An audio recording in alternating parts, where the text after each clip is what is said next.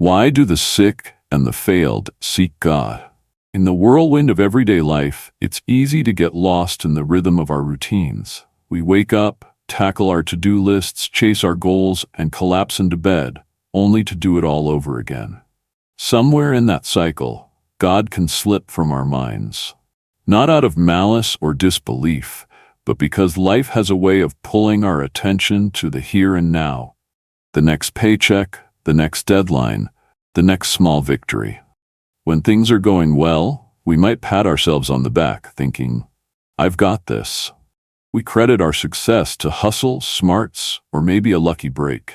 God becomes a quiet presence in the background, there but not always front and center. But then something shifts. A diagnosis lands like a punch to the gut.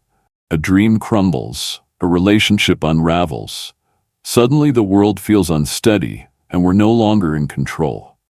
It's in those moments, when sickness strikes or failure knocks us down, that a light seems to flicker on inside us. We look up, almost instinctively, and reach for God. Why does it happen this way? Why do so many of us turn to faith when we're hurting? It's not just a quirk of human nature. It's a window into the deep, often unspoken connection we share with our Creator. The comfort of vulnerability. Think about what happens when life is good. You land a promotion, your family's healthy, the sun's shining. It's easy to ride that wave of joy without pausing to wonder where it came from. We're wired to keep moving forward, to focus on what's next. Gratitude might cross our minds, but it's fleeting. Thanks God, we might whisper before diving back into our plans. And that's okay. It's human. But when the tide turns, when the doctor's voice softens with bad news, or a door we fought to open slams shut, something changes. We're stripped bare. The illusion of control slips away, and we're left staring at our own fragility. That's when we seek God, not because we're weak, but because we're human. In our vulnerability, we realize we can't carry it all alone. There's a story I heard once about a woman named Sarah, a single mom who'd spent years building a stable life for her kids. She worked 2 jobs, kept a tidy house, and prided herself on never needing a handout. Then came the day she found a lump. Breast cancer, stage 3. Overnight, her world flipped upside down. She told me later, "I hadn't prayed in years." Not really. But that night, I hit my knees. I didn't even know what to say. I just needed to feel like someone was listening. Sarah's story isn't unique. Countless people have knelt in hospital rooms, whispered in the dark, or sat silently with a Bible they hadn't touched in months. Illness has a way of waking us up. It's not just about asking for a miracle, though many do. It's about needing a presence bigger than the fear.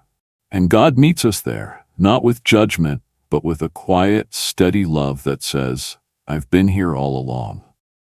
Failure's hidden invitation. Failure works in a similar way, though it cuts differently. Where sickness attacks the body, failure wounds the spirit. Lose a job you loved, watch a marriage dissolve, or see a business you poured your soul into collapse. It's a kind of grief.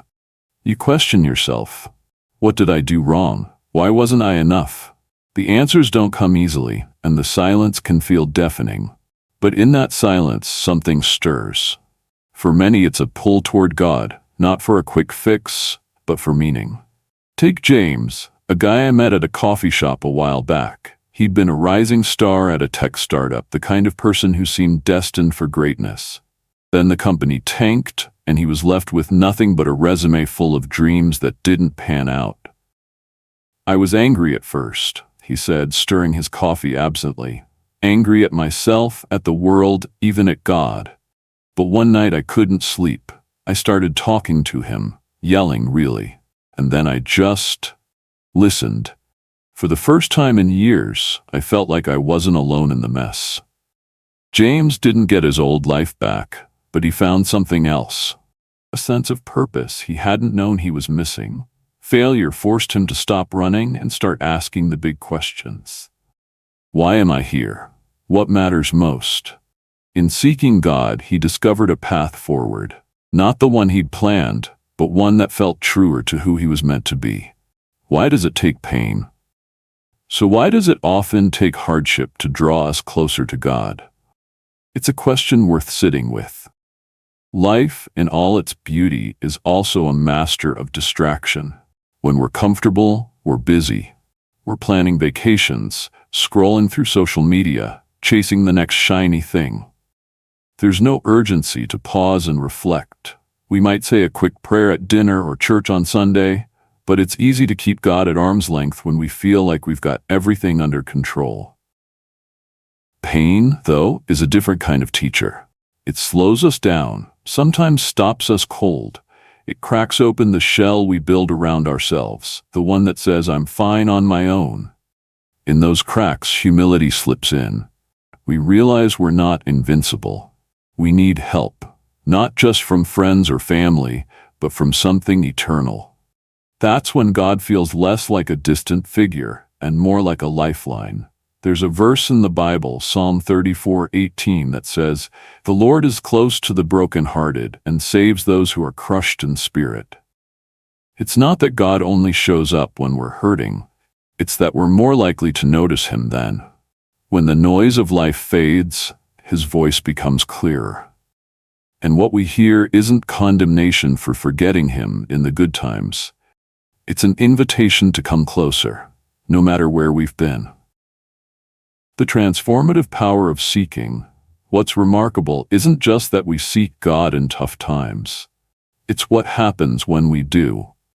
For some, it's a quiet peace that settles over them, like a warm blanket on a cold night.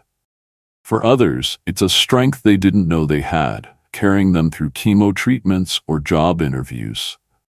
And for many, it's a shift in perspective that changes everything. Consider Maria, a woman I read about in a small-town newspaper. She'd lost her husband to a sudden heart attack, leaving her to raise 3 kids alone. Grief swallowed her whole. She stopped going to work, stopped smiling. But one Sunday, a friend dragged her to church. She didn't want to be there. Felt like God had abandoned her. Yet as the hymns played, something broke loose. She started praying, not for her husband back, but for a way to keep going. Over time, she found it. She started a support group for widows, turning her pain into a lifeline for others. God didn't take the hurt away, she said, but he gave me a reason to get up. Stories like Maria's show us that seeking God isn't just about escaping suffering, it's about finding meaning in it. It's a journey that can reshape us, not into perfect people, but into ones who see life through a wider lens. Illness and failure don't have the final word. Faith does.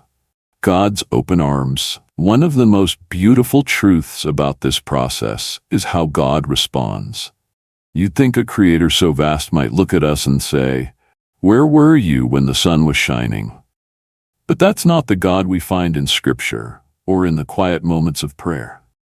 Instead, he's the Father in the story of the prodigal son, running to meet us before we even finish our apology. His love doesn't keep score. It doesn't care that we forgot to call when times were good. It just welcomes us home. I think of a man named Tom who'd spent years running from faith. He'd grown up in church but walked away in his 20s, chasing a life of parties and ambition. Then a car accident left him paralyzed from the waist down. Lying in that hospital bed, he felt a tug he couldn't ignore. "I was scared to pray," he admitted. "I thought God would laugh at me. Oh, now you're back?" But when I finally did, it was like he'd been waiting. I felt forgiven. That forgiveness, that grace, is what makes seeking God so powerful. It's not a transaction, prayers for healing, tithes for blessings. It's a relationship. And like any relationship, it thrives on honesty. We bring our mess, our doubts, our tears, and God meets us with a love that doesn't flinch. Gratitude in the good times. If pain draws us to God, what about joy? It's a question I've wrestled with myself. When life's humming along, how do we keep that connection alive? The answer, I think, lies in gratitude. It's so simple, yet so easy to skip. A quick thank you before a meal is a start. But what if we went deeper? What if we took 5 minutes each day to name the gifts we've been given? The roof over our heads, the laugh of a child, the friend who checks in. Gratitude isn't just polite, it's transformative. It keeps us grounded, reminding us that every good thing comes from somewhere beyond us. I've tried this myself, jotting down 3 things I'm thankful for each night. Some days it's big stuff. A job I love, a family that's healthy. Other days it's small, the smell of rain, a kind word from a stranger. Over time, it's shifted how I see the world. Even when challenges come, I'm quicker to look for the light. A lifelong dance. In the end, seeking God isn't a one-time event tied to sickness or failure. It's a dance we do throughout our lives, stepping closer in the hard times, sometimes drifting in the easy ones. Both seasons matter. The struggles remind us of our need. The joys remind us of His goodness. Together they weave a story of faith that's messy, beautiful, and real.